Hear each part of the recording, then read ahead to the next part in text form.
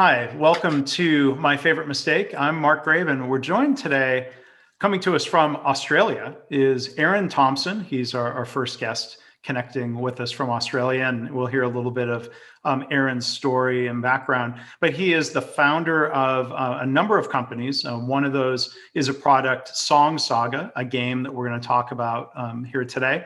He's a writer, he's a podcaster, he's a marketer, he's a speaker, and better yet, the bio, I love this, Eran. It says you are a wordsmith, an idea machine, and a joy pusher. So that paints quite a picture. Thank you for being here today.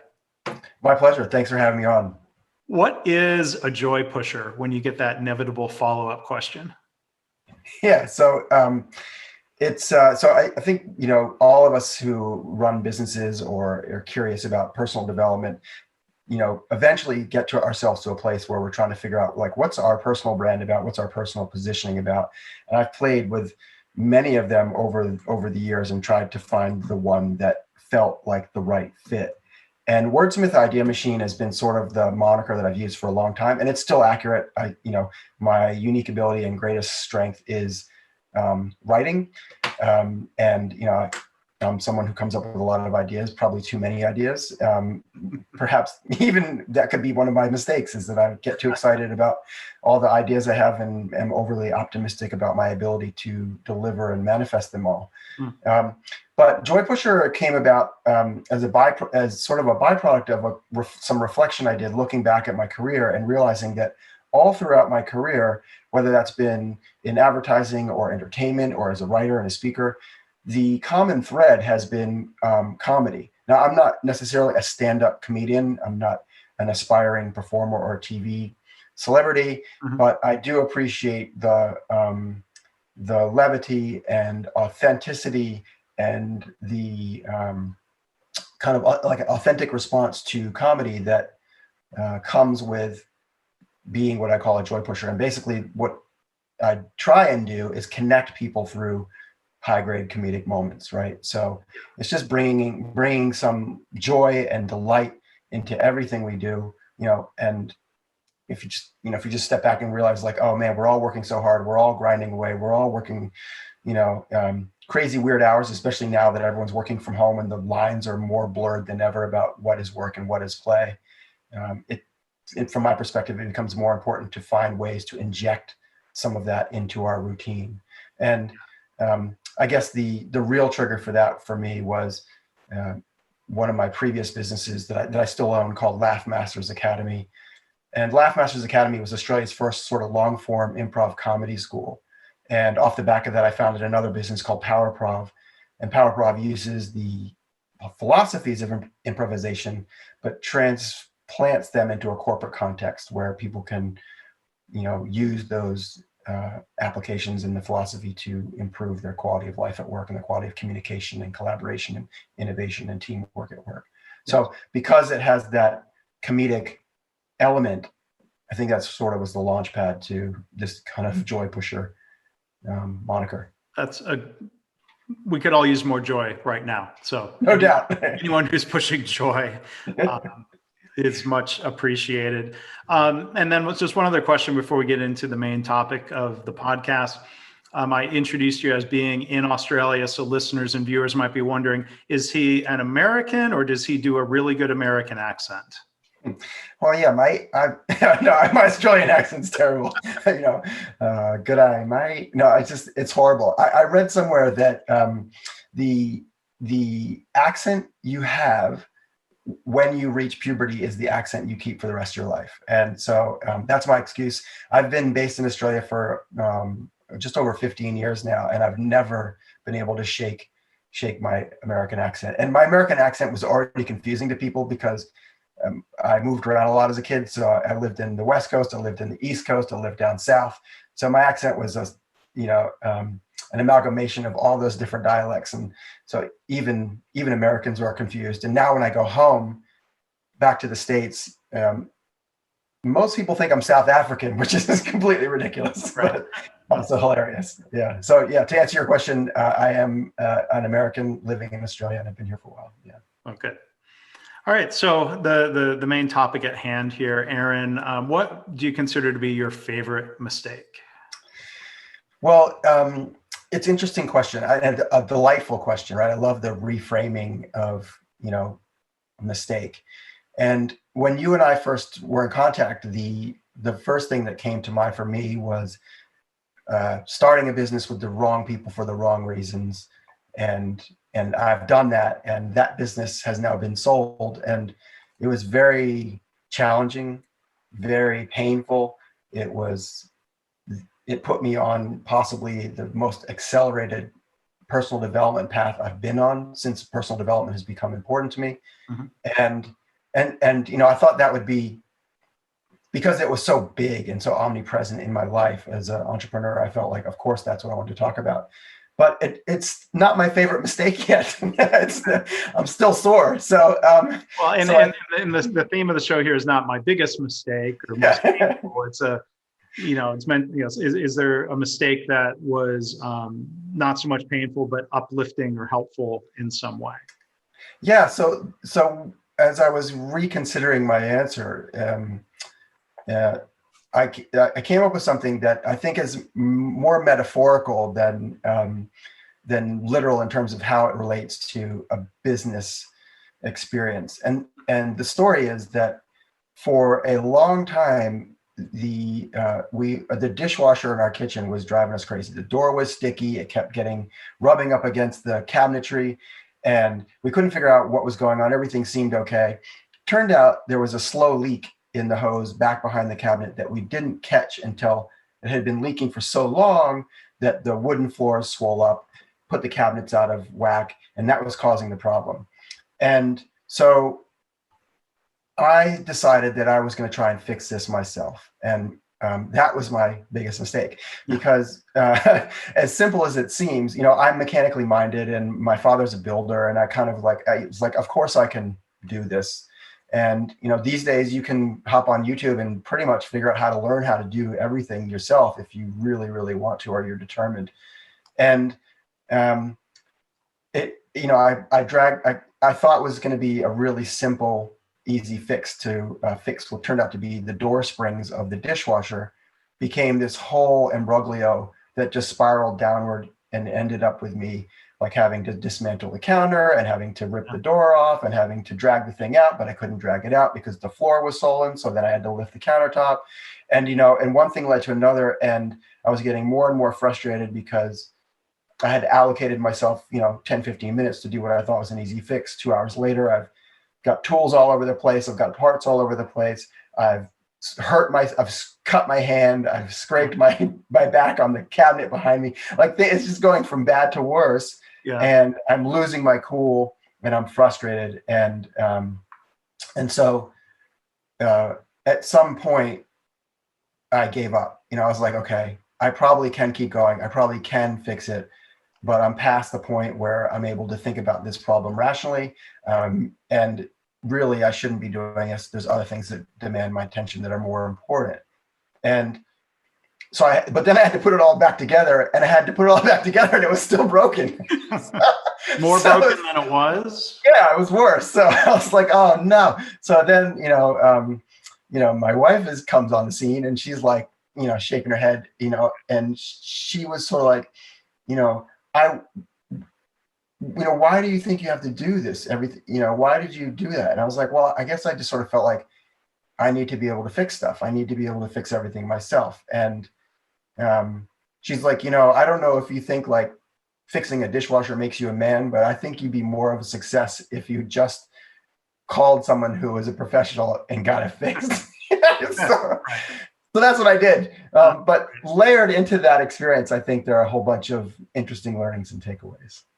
Yeah. So, you talk about metaphors there. Like one thing that comes out to me from that story, you thought the problem was what you could see, and then you dug into it. And like in my normal professional circles, we would use language like you eventually found the root cause. Right. Yeah. That was far beneath the surface of the refrigerator. So I'm curious, from either that story or other situations you've been in, like how often do we get tripped up thinking we know what the problem is when the root cause of it is something different or hidden? yeah, getting to the root cause of situation is super important, right? When you're problem solving or you're trying to figure out how to change a situation for the better. And often what's on the surface isn't what's real or what's really causing it. And you're right. So this dishwasher is not only loaded with dirty dishes, it's loaded with metaphors. Like for me, I think one of the, to kind of summarize sort of where the mistake lies, it wasn't just that I tried to do something that took more time or that I wasn't clear on the root cause of. It was about losing focus. It was about not spending my time on the things I'm really great at, right? On my unique ability. And it was also, and to that point, it was forgetting one of the things that I learned from a guy called Dan Sullivan, who's a great business coach, whose business is called Strategic Coach. And he's got a thing that he refers to as who, not how, right? Yes. Don't always try and figure out how to fix things, figure out who can fix things, right?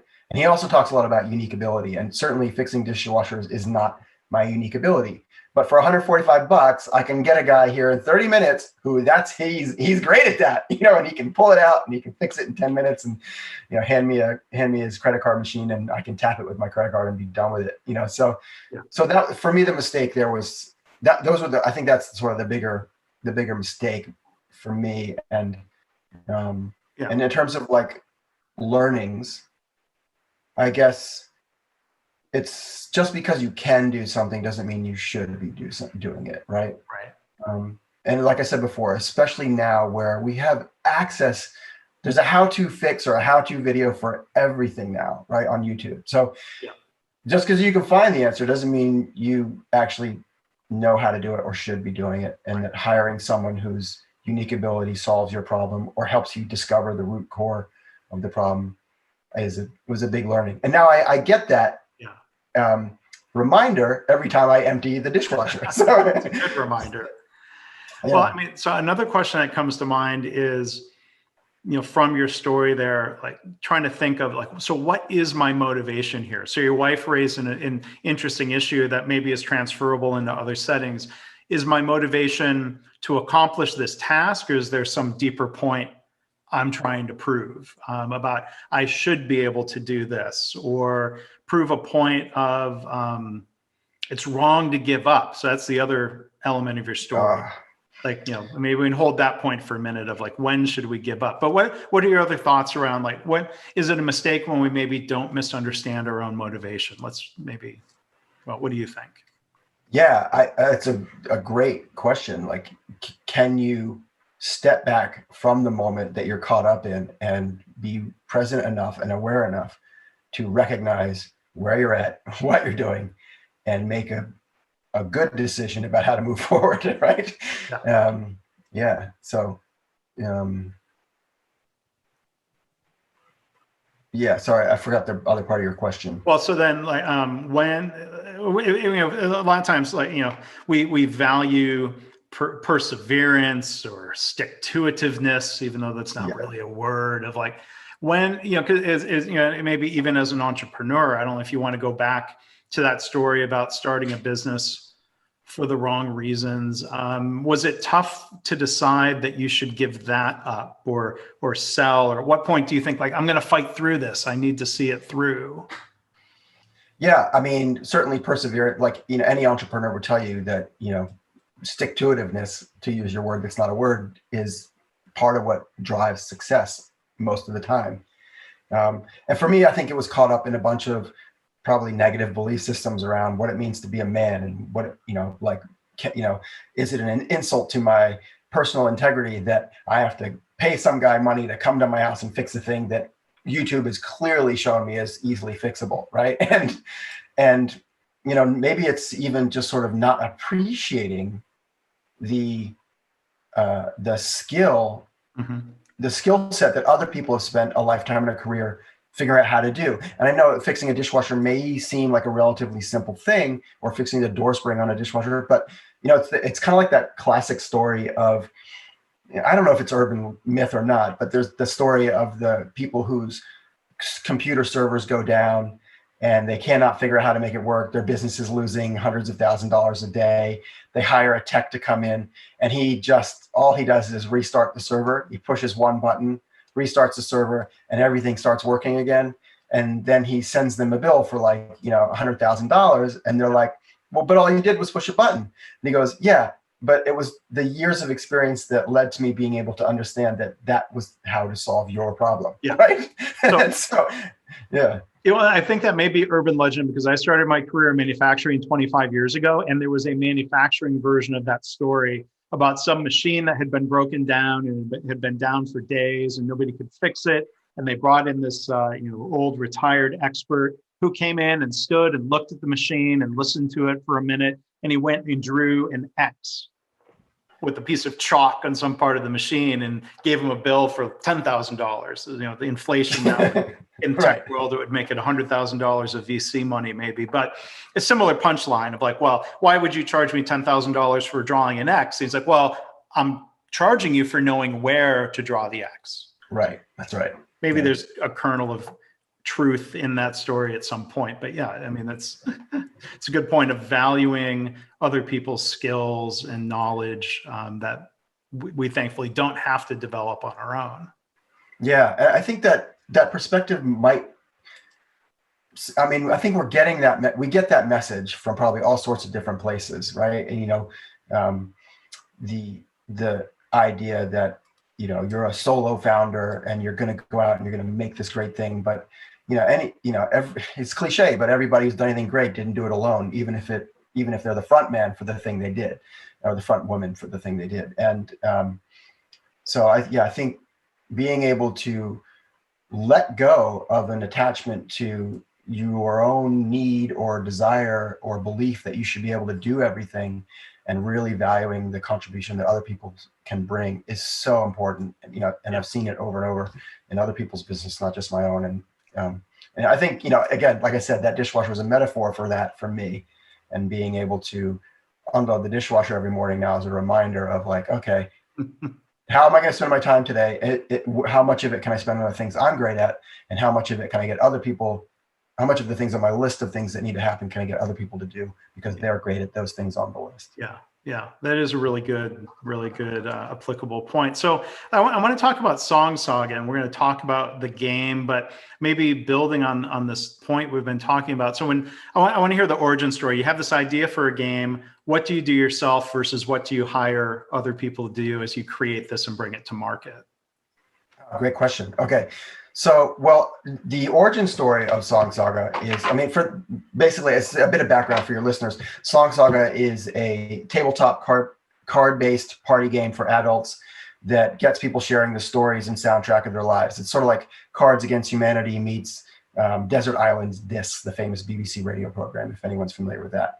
And the origin story sort of goes back to sort of pre-corona, but certainly affected by coronavirus, when people were spending more time at home. And my wife and I were sort of having dance parties for two, in her lounge room. And she's always teasing me that I make everything a game. It could be like I'm making a cup of tea and I'm seeing how far away from the teacup I can stand and still throw the tea bag in. And, or ironically, emptying the dishwasher, like how many forks can I grab in one hand without dropping any, right? And so she's always teasing me that I'm making things into games. And one of the games that I sort of created while we were having these two-person dance parties was, let's see who can play the best next song, right? So we're using Spotify. We've got every song in the world at our fingertips. So how can we, you played a great song. What's the perfect next song to follow that song, right? And then we started making all these rules. So like, if you play a great song, then you can play that next song. But if you play a bad song, you lose your turn. And it kind of snowballed from there. And we ended up creating like a Google Doc that had all these rules that only she and I would ever understand, and only she and I would ever be able to play. But the seed was planted that there was potentially a way to gamify music streaming apps, right? A few years ago, Steve Jobs kind of famously said, he holds up the iPod and he famously says, now you've got 1,000 songs in your pocket. Well, now we have all the songs in our pocket pretty much. Like it's like 50 million songs. So what can we do with that? And how can we play with that? And how we can make that interesting in terms of discoverability of new music, but reconnection to music that we may have used to listen to but have forgotten. So that just sat kind of in the back of my mind, percolating away. And then a few months later, we were at a dinner party with some friends, and it happened to be the anniversary of my father-in-law's death. And my wife said, "Hey, do you guys mind if I put on a song that reminds me of my dad?" Like, of course. So she played this Beatles song, and then she shared this beautiful story of how her and her dad had this great bond over music, and how he used to keep his records and his stereo in his wood shop so that he could play it as loud as he wanted without disturbing anyone. And she would go in there and they would dance together in the sawdust and play all kinds of music together. And it was just a really beautiful memory that she had of their time together. And then someone else at the party was like, "Well, I have a song that reminds me of my dad and a story." And then everyone at this kind of small party went around sharing a song, a story that reminded them of their dad. And some were deep and meaningful, like the one I just shared. Others were silly and ridiculous, like a kid's playtime song that the person telling the story talked about how they didn't know their dad left when they were a teenager, but they have fond memories of bath time. And so this silly bath time song reminds them of their dad and the special moments and memories that they cherished with him. Yeah. And I came back from that party. I was like, I think this is the kernel of the game. This is how we do it. And then very quickly, within a month, we had our first prototype. Yeah. And so to answer your question about how we brought other people in to facilitate the manifestation of this product and this game, the first thing we did was, I wrote the game, kind of created the rules and figured out like how I thought it could work. And then we got some designers who work for my wife's business to design the game for us. Mm-hmm. And then we hired another company to print and build the prototype for us. And we're still wearing a lot of hats, but now we've brought in other people into the business to help with marketing and promotion and social media and website. And those are all things that I would have done myself in the past, that I have done myself in the past, that I am, decent enough to do with some level of success. But this time I'm kind of like going, wait a second, it's the same thing, right? Yeah. Get the dishwasher repairman in, right? So we're doing that. And I think we're still early in the piece here in terms of the Song Saga story, mm-hmm. but I'm certainly applying some of the principles that I learned and relearned the other day. Yeah. So we're going to demonstrate, and we're going to play a little bit here. You're going to lead me through this, right? Yeah, I'll lead you through it. So I'll pull a card from the Song Saga box. So inside the box are there's actually 3 different kind of cards in the box. Most of the cards are what we call prompt cards, and each of those cards is designed to spark a memory of the moments and music that matter most to you, right? So they're not meant to be interpreted literally. Some you can interpret literally, that's fine, but it's really just designed to spark a moment of a memory, and ideally music. And one of my favorite things about this game and watching people play it in our early playtest groups was sometimes people would get handed a prompt card that had something on it, and they would look at it and they'd be like, I can't think of anything here. I got nothing. Like, it's not working for me. But it sort of makes me think of this song, right? And then they would go into Spotify or Apple Music or whatever they use, and they would play that song thinking that that was the biggest contribution they could make and that it was a weak contribution to the game. And as soon as the first notes come out of the speakers, they're like, oh yeah, this reminds me of 2001 when I was on this road trip with my buddy and the car broke down and we had to do this, and then a cactus fell on us, and it's like all this crazy, and the reason for it that is obvious when you go back and look at the research and the data, but that music is such a powerful trigger for memory, right? And it's unconscious most of the time. We like songs, we don't realize why we like them. Sometimes it's because they're great songs, sometimes it's because they have memory attached to them that we sort of have forgotten. So that's one of my favorite things about this game. So for you and I, we're going to pull a card, and that card is wedding. So if you have a story and a song that card triggers for you, I'd love to hear it.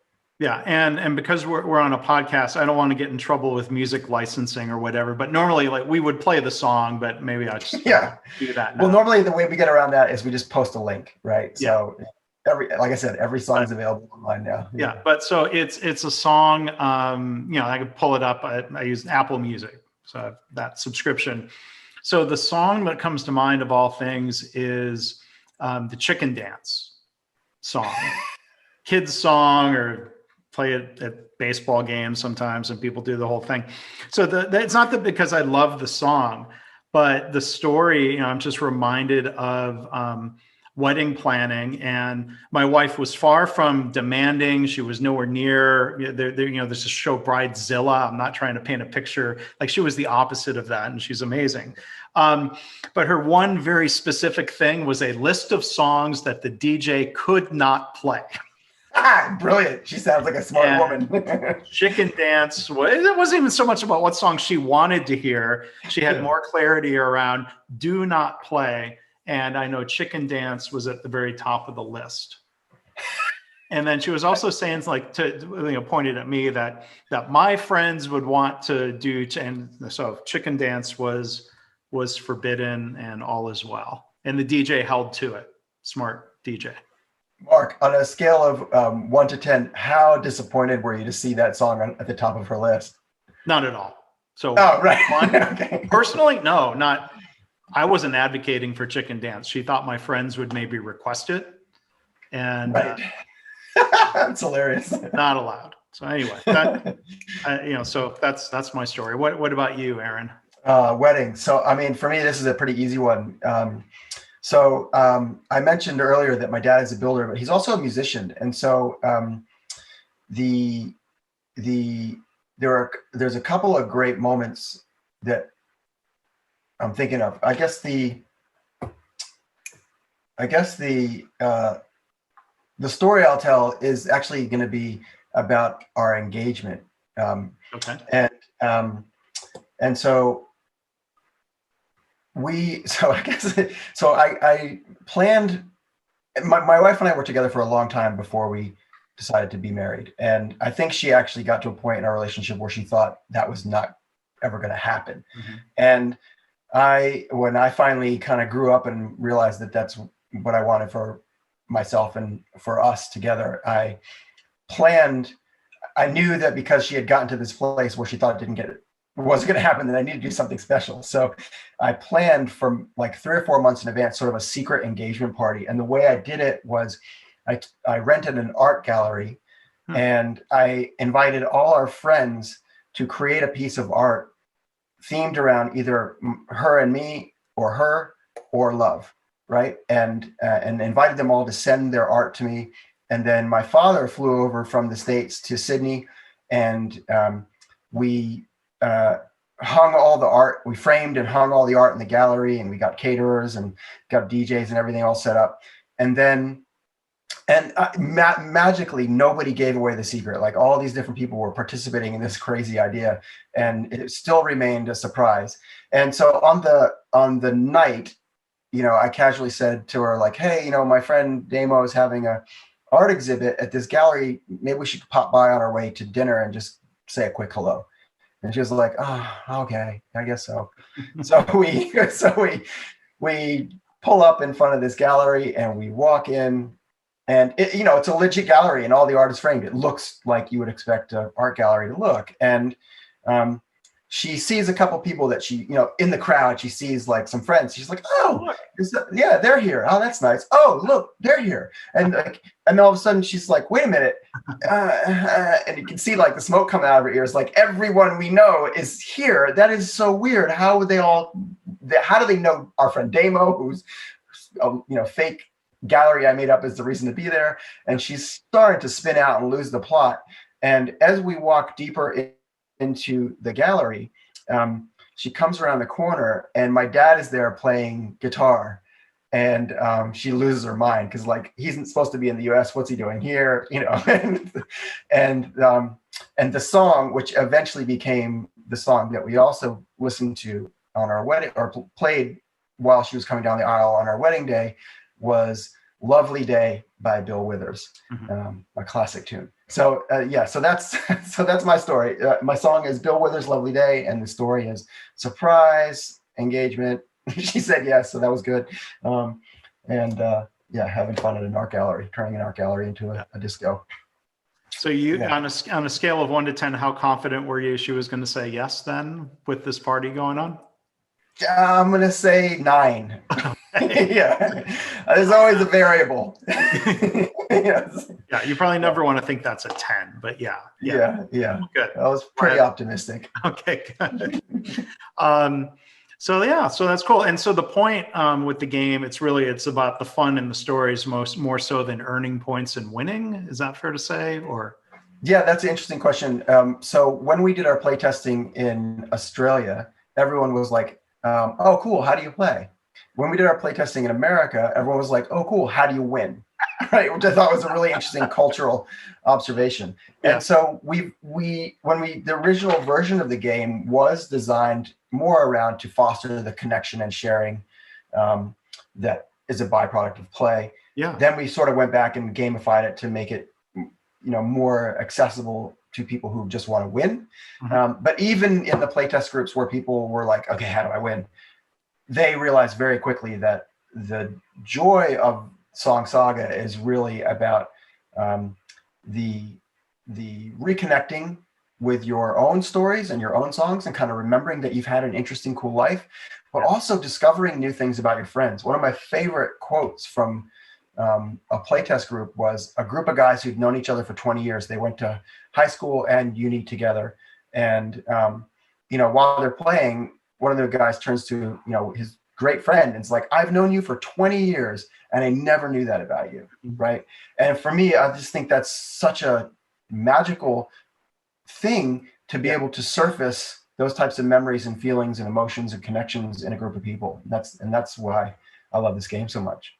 That's very cool. That sounds, I love the idea there. And just to focus on, there you go, being a joy pusher, Eran. So that's right. Yeah.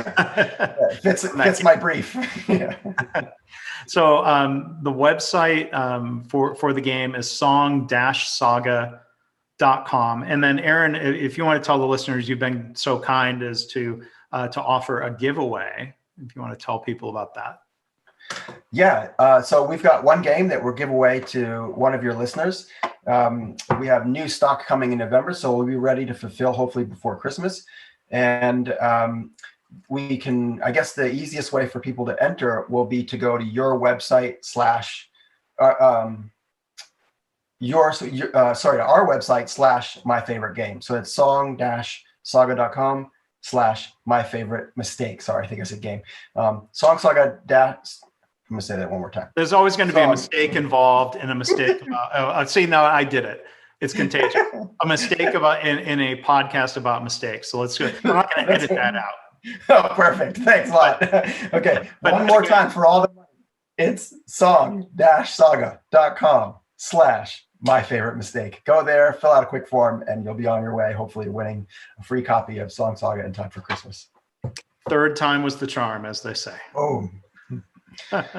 But hey, first attempt at the podcast here was a great one. So I appreciate you being a guest, Eran, and for the joy in the discussion. So thank you for that. Really good to meet you, and thanks for being a guest here today. Thanks, Mark. Yeah, I really enjoyed chatting with you and appreciate the opportunity. Thanks again.